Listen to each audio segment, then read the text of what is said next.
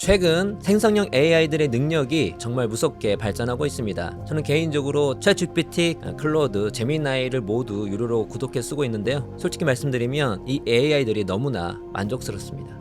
제가 최근에 듀얼 브레인이라는 책을 읽고 나서부터는 책의 조언대로 정말 모든 업무에 AI를 활용하고 있는데요. 그 결과 개인 생산성이 날마다 눈에 띄게 발전하는 걸 체감하고 있습니다. 회사에서도 대표로서 AI를 적극적으로 도입하도록 추진하고 있는데요. 지금 생각해보면 듀얼 브레인이 저에게 가져다 준 가치는 몇 천만 원?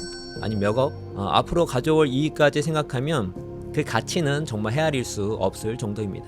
2024년 이코노미스트 올해의 책으로 선정된 듀얼 브레인의 가장 큰 장점은 바로 AI가 아무리 발전한다 하더라도 그와 상관없이 본질적이고 근본적인 인사이트를 제공한다는 점입니다. 그 이유는 저자의 독특한 배경에 있습니다. 타임즈가 선정한 인공지능 분야에 가장 영향력 있는 인물인 저자는 AI 애플리케이션, 즉 AI 교육과 활용에 있어 세계 넘버 원이라고 해도 과언이 아닙니다. 생성형 AI가 처음 등장했을 때부터 본인뿐만 아니라 현장 교육에서도 AI를 적극적으로 적용했던 사람이기 때문에 AI의 발전 속도를 직접 체험하면서 역으로 AI가 아무리 발전한다 하더라도 항상 적용할 수 있는 인사이트, 태도, 그리고 실전 가이드를 제공할 수 있었던 거죠. 제가 듀얼 브레인에서 얻은 가장 강력한 인사이트 중 하나는 이거였습니다. AI는 너무 훌륭하고 앞으로 더 훌륭해질 것이기 때문에 적극적으로 활용하되 절대 의존하지 말라. 왜 그럴까요? AI는 인간의 지적 활동을 상대적으로 더 잘하고 계속해서 더 잘해지기 때문에 AI를 쓰다 보면 어느새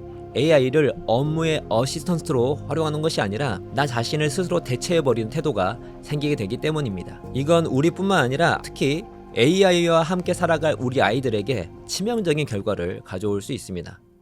이미 스마트폰 등장 이후 우리 자녀들의 문해력 수준이 계속 하락하고 있는데요. 국제학업 성취도 평가를 보면 2007년 아이폰 등장 이후 몇 년 동안 스마트폰이 자녀들 손에 제대로 보급되자 OECD 평균 읽기 점수가 곤두박질 치고 있습니다. 읽기뿐만이 아닙니다. 같은 기간 동안 수학과 과학 점수도 함께 하락했고 특히 코로나로 인해 오프라인 수업을 제대로 받지 못하고 온라인 교육이 강화되자 점수 낙폭은 더 커져버렸습니다. 하지만 개인적으로는 스마트폰 폐해는 AI 의존증이 가져올 인간의 지적 능력 퇴화에 비하면 세 발의 폐해 수준이 아닐까 생각합니다. 듀얼 브레인에서는 저자가 직접 세계 최고의 전문가들과 함께한 흥미로운 연구를 소개하고 있는데요. 세계 최고의 경영 컨설팅 기관인 보스턴 컨설팅 그룹의 약 800명의 컨설턴트에게 실험을 했습니다.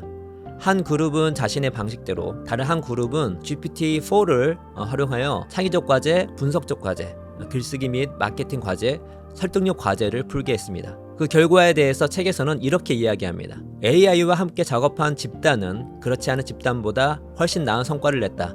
우리는 컨설턴트의 역량을 조사하고 인간 심사관 대신 AI를 이용해 심사하는 등 할 수 있는 모든 방법으로 실험 결과를 분석했다. 그 결과 실험에서 확인된 효과는 다양한 방식으로 118차례 분석하는 동안 계속 동일하게 유지됐다. AI를 활용한 컨설턴트는 더 빨리 과제를 완수했고 더 창의적이었으며 문서와 문구가 더 훌륭했고 분석적인 능력이 더 뛰어난 것으로 평가됐다. 결과에서 봤듯이 그리고 최신에 나온 거의 모든 연구가 말하듯이 AI는 무조건 써야 합니다. 그런데 책에서는 한 가지 충격적인 반전을 이야기합니다. 그런데 실험 데이터를 더 자세히 들여다보니 인상적이면서도 다소 걱정스러운 점이 발견됐다. 우리는 컨설턴트들이 직접 과제를 수행하면서 AI의 도움을 받을 것으로 기대했지만 실제로는 AI가 대부분의 일을 하는 것처럼 보였다. 실험 참가자 대부분은 주어진 질문을 그대로 AI에게 전달했고 AI에게서 아주 좋은 답을 얻었다. 주목해야 할 대목은 바로 AI가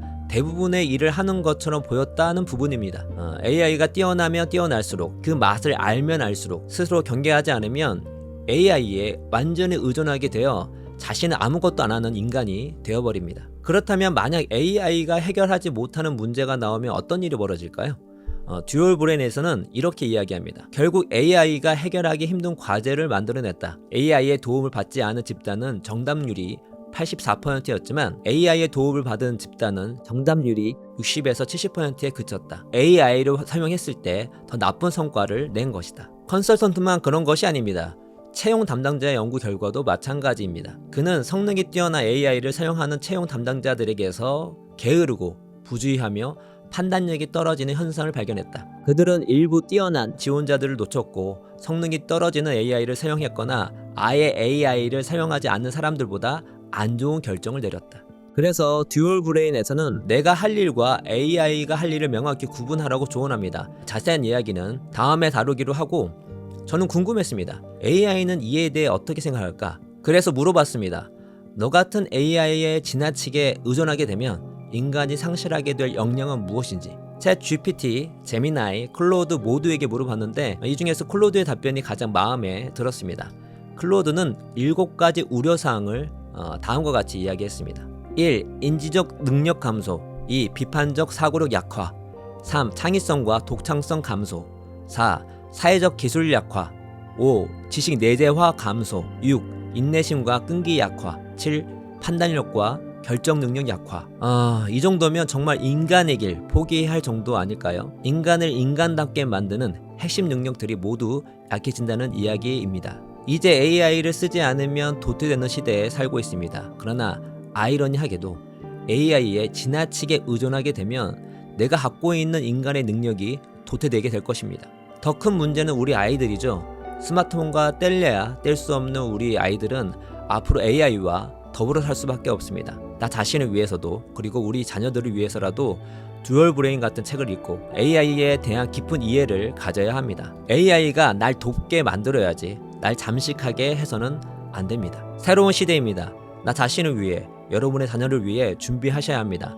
다가오는 파도는 막을 수 없지만 우리는 듀얼 브레인 같은 책을 통해 제대로 서핑하는 방법을 배울 수 있습니다.